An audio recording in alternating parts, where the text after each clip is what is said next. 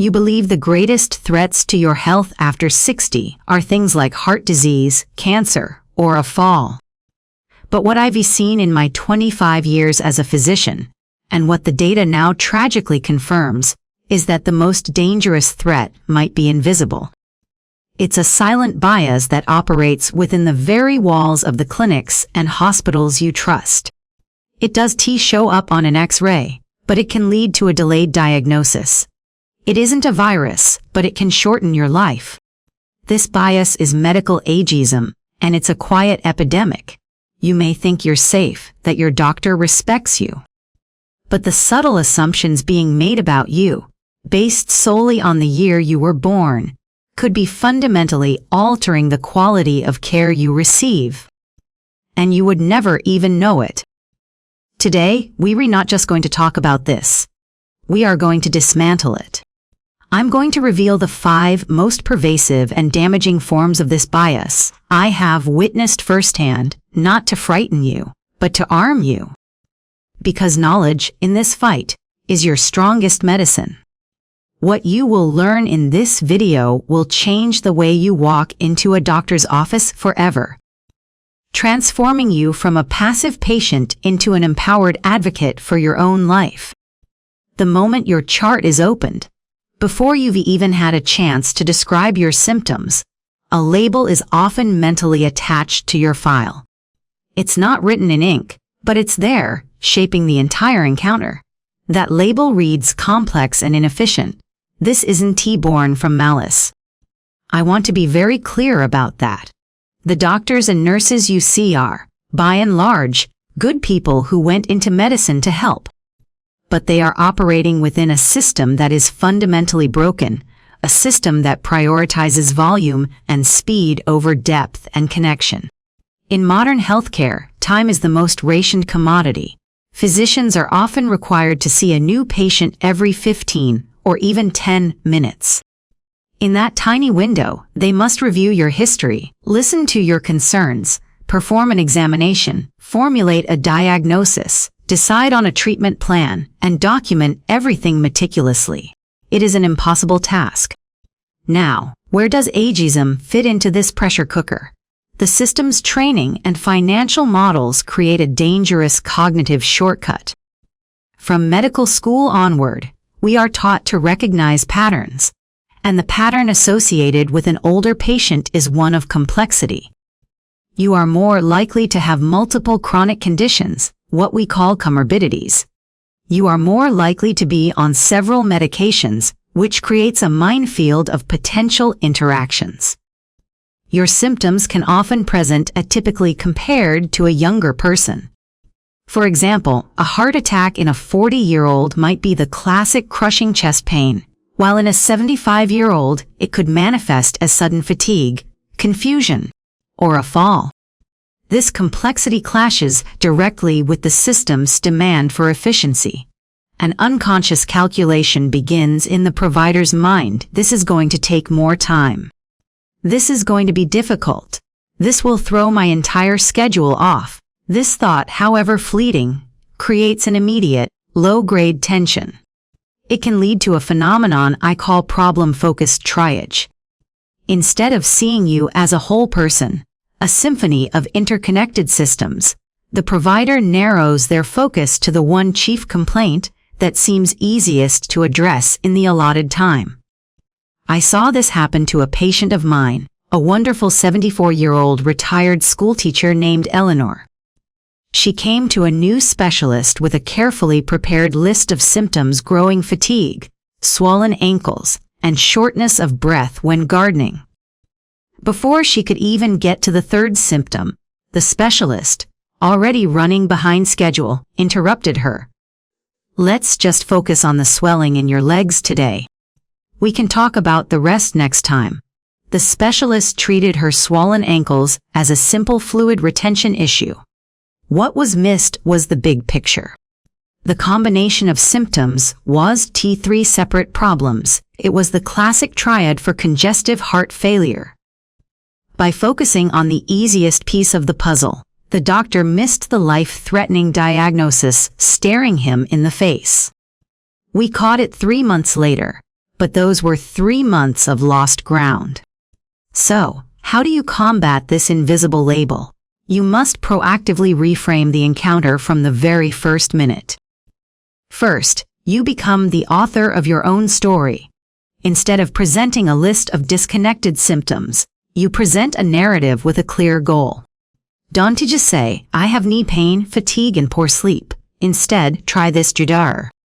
Mitchell, over the past 4 months, a combination of knee pain and fatigue has prevented me from taking my daily walk, which is my most important tool for managing my stress and my blood sugar. My goal is to get back to walking 30 minutes a day. I believe these symptoms are connected, and I need your help to understand how. In one stroke, you have transformed yourself from a complex case with multiple complaints into a proactive, goal-oriented partner. You have given the doctor a clear finish line to work towards.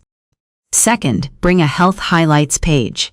This is not your entire medical record.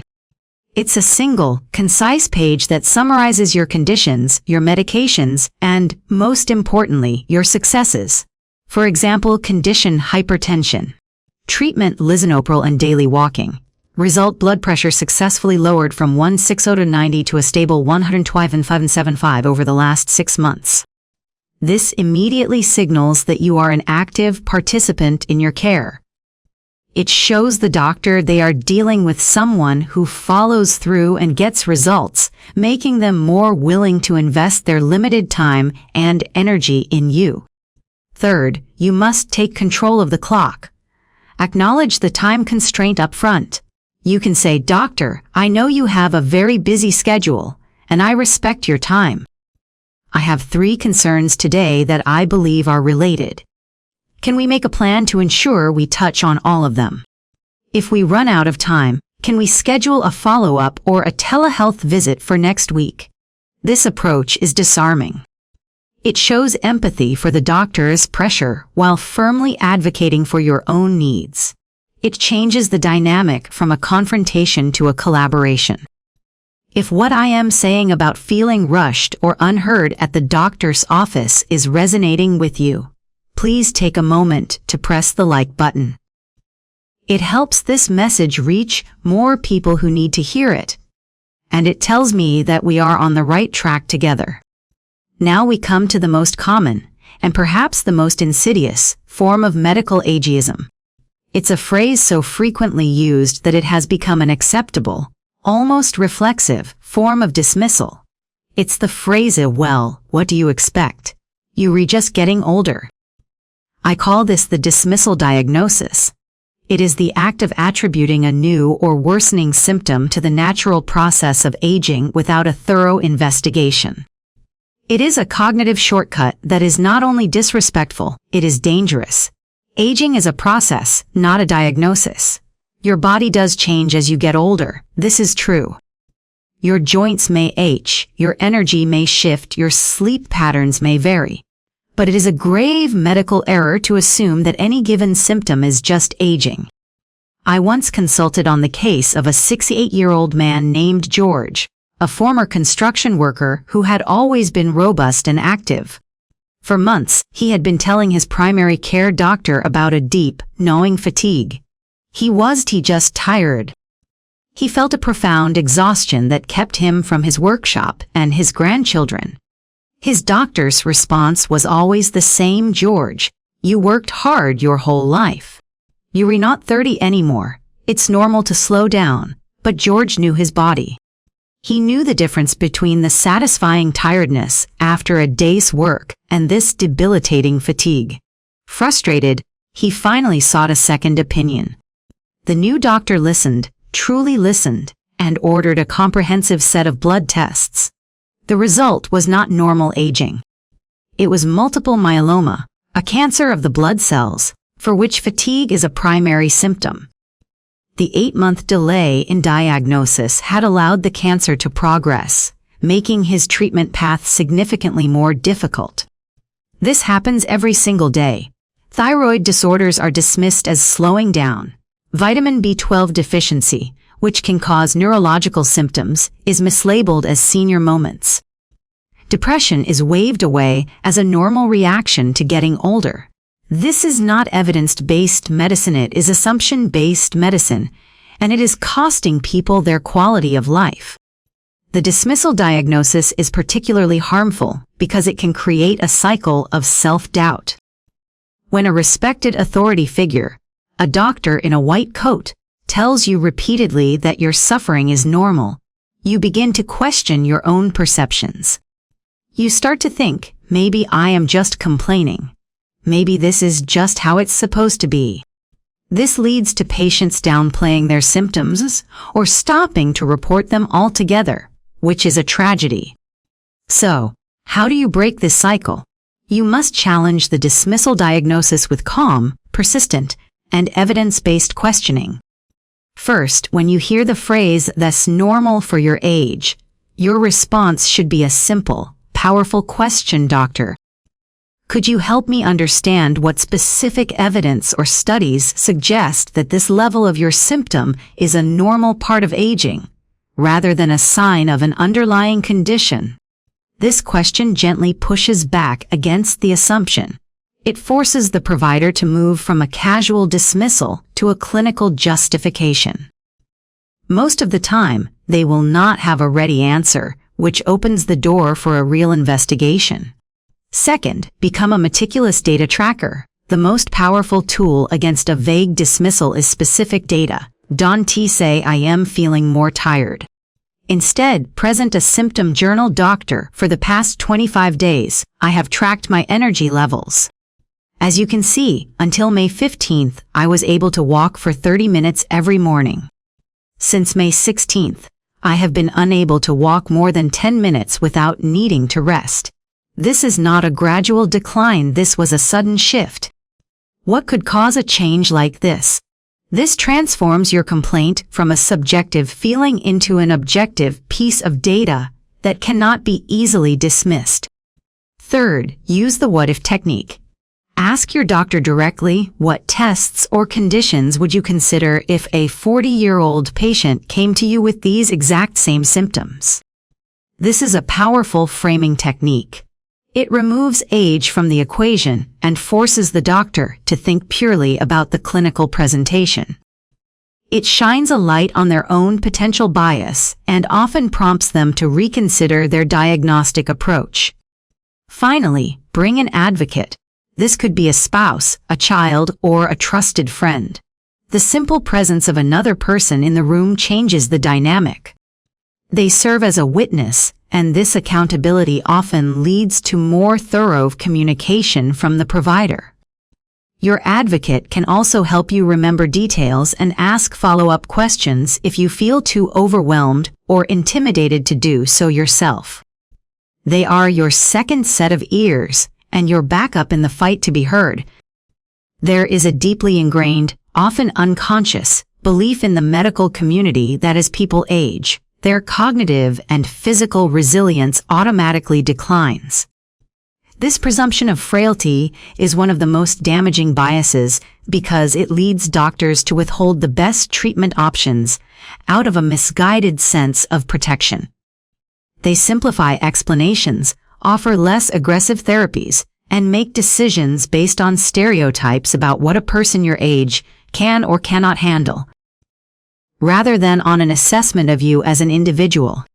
Let me tell you about Louise, a 71-year-old retired chemistry professor.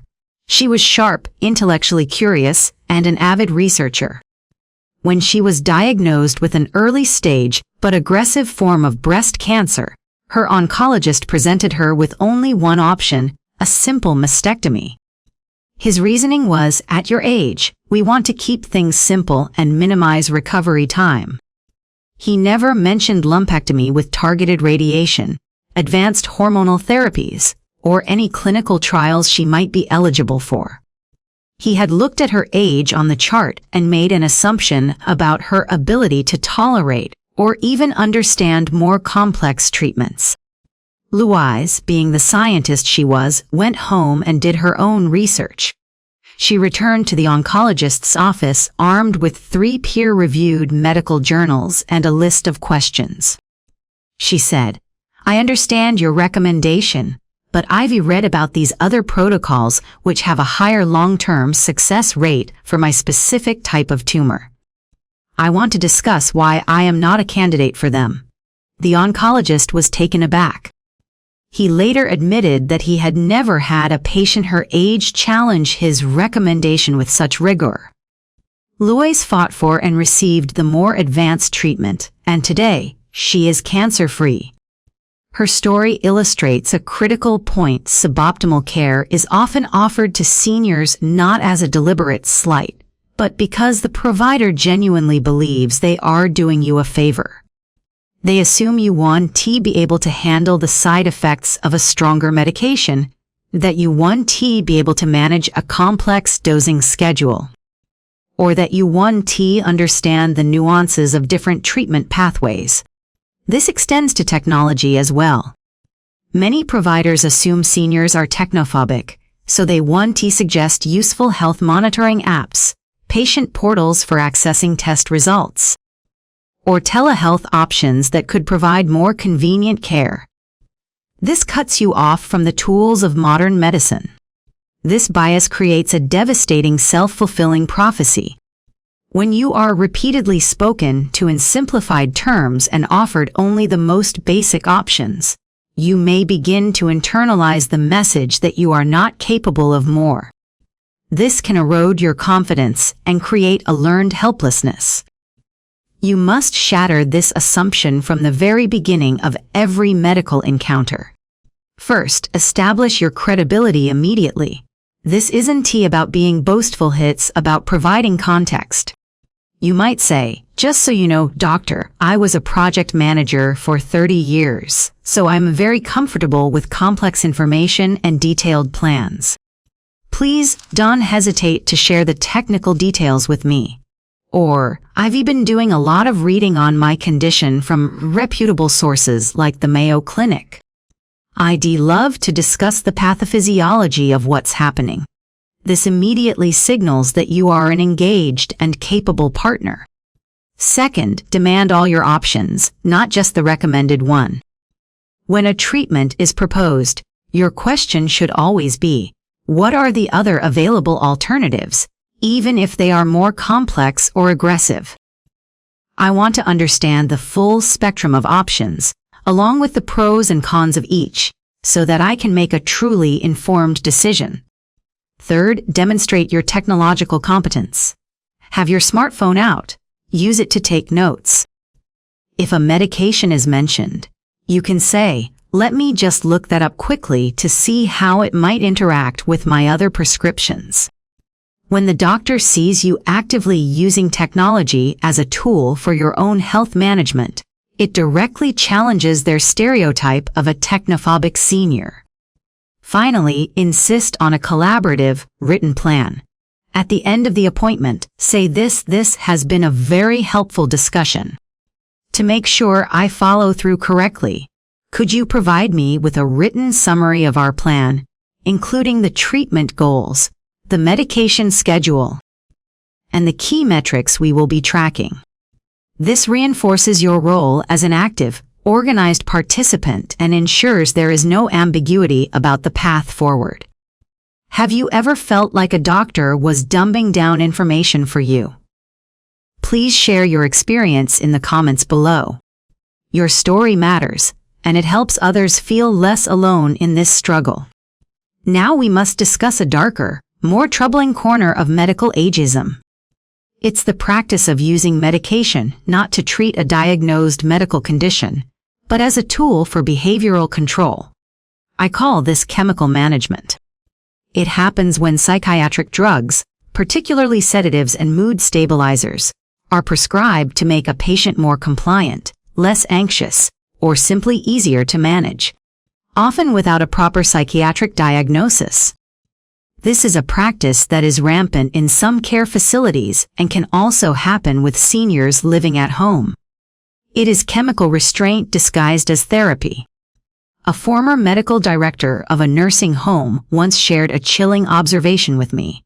He said, "In our weekly case reviews, the problem patients were always the assertive ones.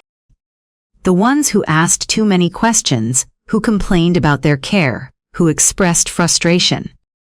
The solution, all too often, was a new prescription for an anti-anxiety or antipsychotic medication to help them adjust. The goal wasn't to treat an underlying illness, but to dampen the behaviors the staff found inconvenient. The statistics are horrifying. A significant percentage of seniors in long-term care are on at least one psychoactive medication, yet only a fraction have a diagnosis that would clinically warrant it. This happened to Beverly, a 69-year-old retired school principal who was recovering from a complicated hip surgery. Beverly was used to being in charge. She was frustrated with what she perceived as slow progress in her rehabilitation and began questioning the staff daily about her care plan and recovery timeline. Instead of seeing her assertiveness as a sign of engagement, the staff labeled her as difficult and agitated. A physician prescribed a low dose of a sedative to take the edge off her anxiety.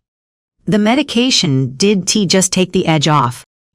It made her confused and unsteady on her feet.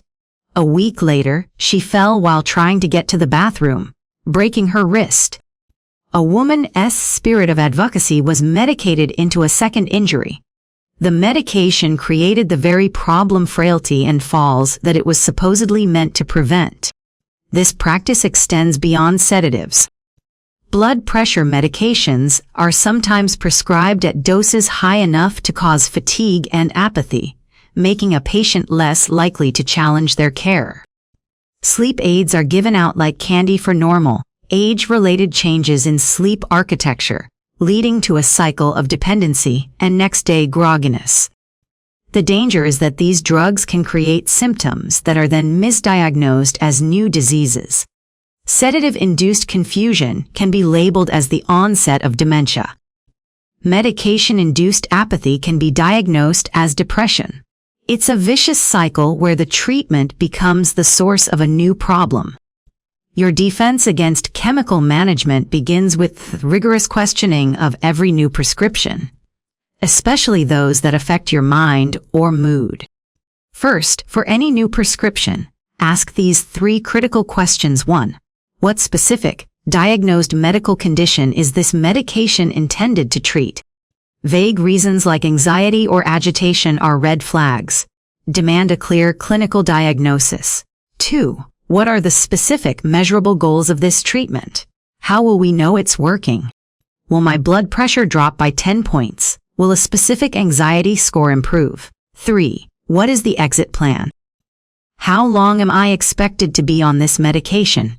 And what are the criteria for discontinuing it? This prevents a short-term solution from becoming a permanent chemical crutch. Second, insist on non-pharmacological approaches first. If you are feeling anxious or frustrated about your health, that is often a perfectly normal and rational response. Before accepting a pill, ask, could we explore other options first, such as speaking with a therapist, adjusting my physical therapy plan, or having a family meeting to address my concerns. Third, appoint a medication advocate. This should be a trusted family member or friend who understands your values and your baseline personality. Give them permission to speak up for you if they notice that a medication is changing your cognitive abilities or your spirit. They can be your voice if a drug ever dulls your own.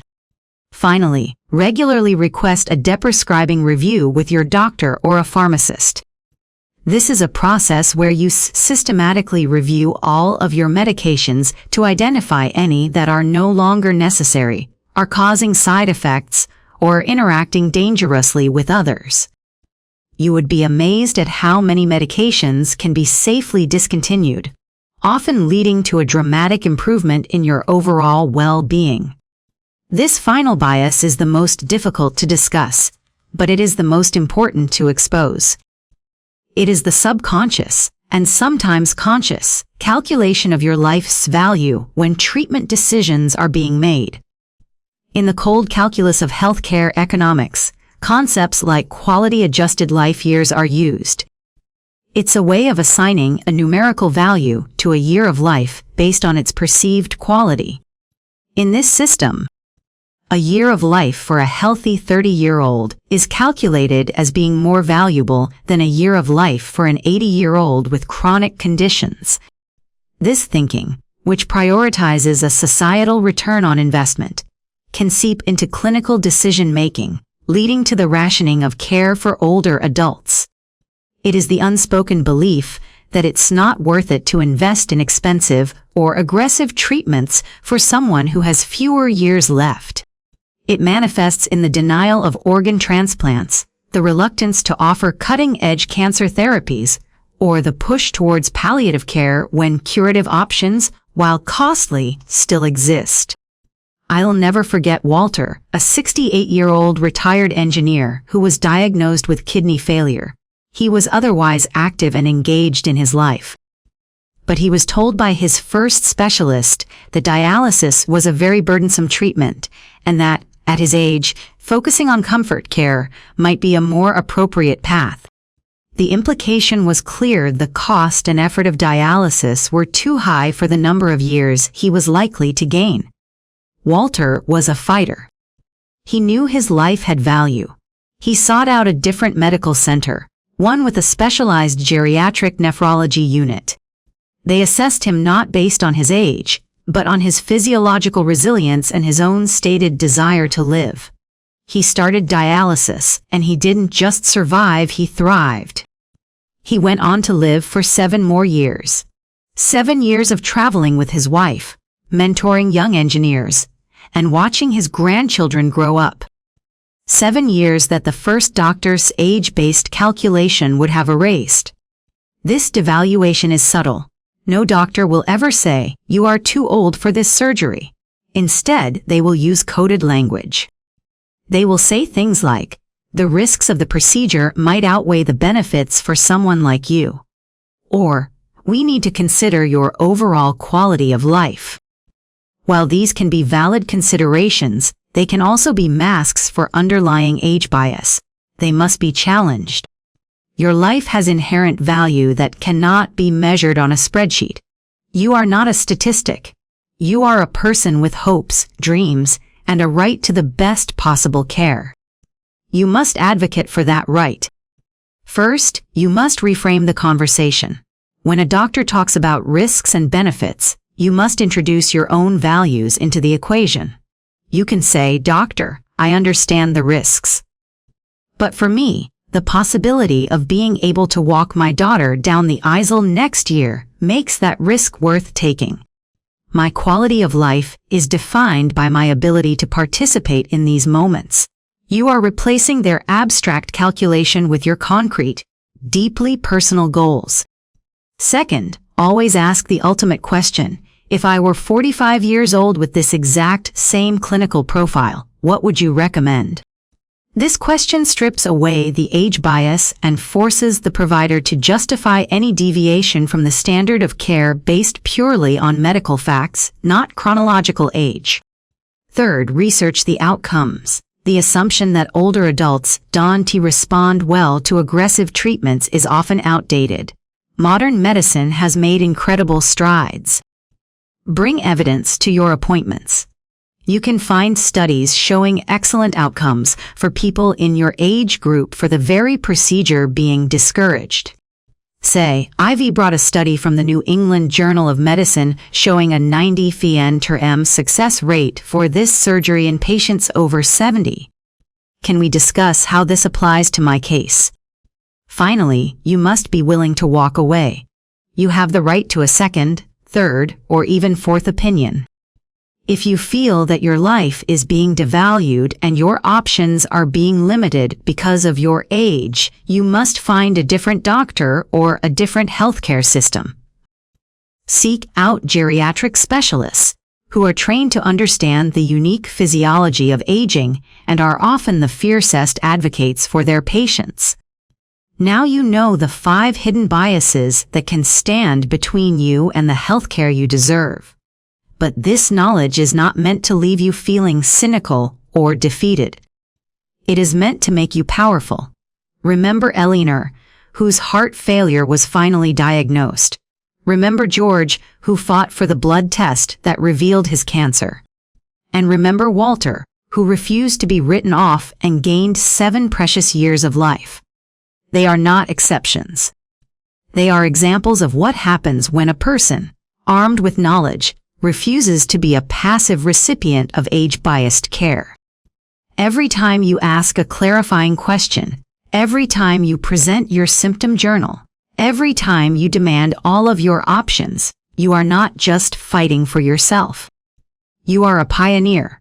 You are changing the culture of medicine, one appointment at a time. You are making the path easier for every older adult who will come after you.